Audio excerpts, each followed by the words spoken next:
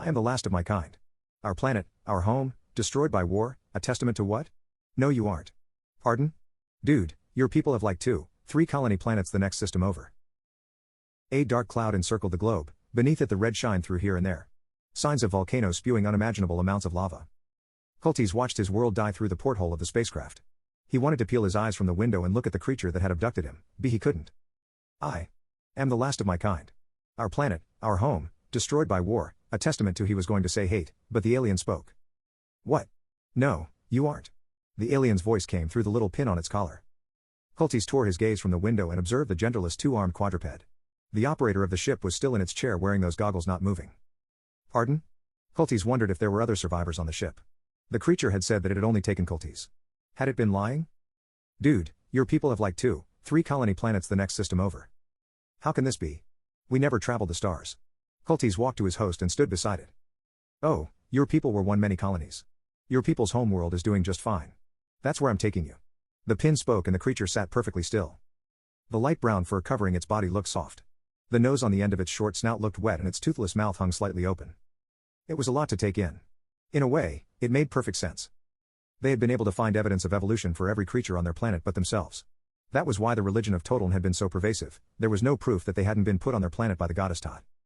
Culties thought of his failed negotiations and how the price of his failure had been the deaths of billions. He couldn't imagine a world where those zealots hadn't ruined everything. He'd spent his life a rebel and now, would he get a chance to live among his people again without the yoke of the Totln? Why do they want me? Culties asked. Were they going to punish him for his failure? Were they going to save him for his efforts? It's a government museum that sponsored this grab. They wanted someone from the colony that could speak on your people's development. A very standard check-in. The pin chirped. Did they know? He asked the alien. Did they know that you all were about to kill yourselves? Nah man. No way. They might have stepped in. They had no idea. I'd have stepped in to try something but there was nothing in the playbook to deal with what was going on.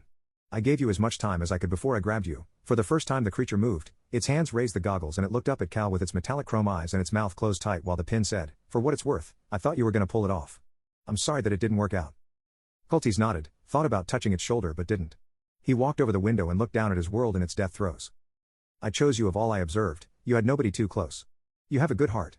Billions deserved another chance, but I could only choose one. I am sorry. Culties startled at the feeling of its 4-fingered hand on his shoulder. How long will we travel?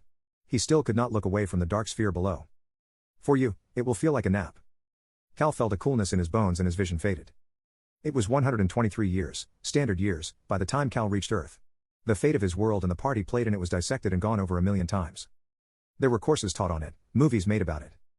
Cal was seen as heroic yet tragic figure and by the time he arrived he was a huge celebrity. For years Cal lived as a speaker, going from universities to events talking about the downfall of his world and the dangers of zealotry. Telling his life story. At the age of 63, Cal no longer had it in him to speak about his home world. No relationship stuck, Culties never felt like he totally belonged. The idealized world he'd hoped for his people eventually build was realized on Earth but it was still a foreign place. In another 150 years a new colony was to be set out for. Culties wanted to go and so he slept. He slept until the ships delivered him and the other colonists to their new world. At the new colony he served on the board of directors until the day he died.